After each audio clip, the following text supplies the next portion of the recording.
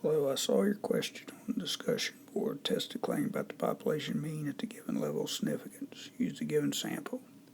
So claim that the mean is 30, alpha is 0.07, standard deviation for the population is 3.77.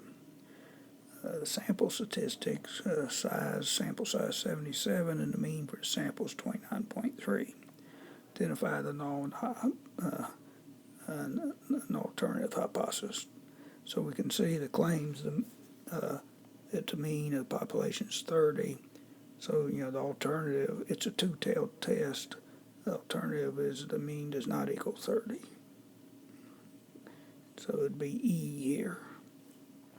And it doesn't show the other parts of the question, but I think the next part asks for the standardized test statistics. And so I just go into StatCrunch to find that. That'd be the easiest way. I guess I've got things kind of covered up, but if you come in here and you click on, there's a column here called Stat. You click on it, there'll be Z-Stat, and then one sample with summary. Then you put in the information. You put the sample mean, 29.3. You put the standard deviation, 3.77. Sample size is 77.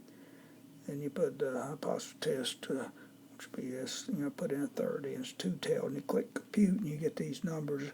Here'll be the part. Next part asks for the standardized test statistic. I guess be negative 1.63. Next part asks for the critical values. I used a normal calculator, so I click on Stat, Calculators, and Normal, and they tell you alpha is 0.07. That's the area out here in the tails, and so you got to find the complement of that, which is 0.93.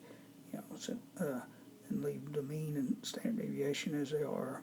It's between. Click Compute, and it gives you the critical values. And you can use that. Compare the critical values to the Z-Stat, standardized test statistic, and give the final answer. Hope this helps.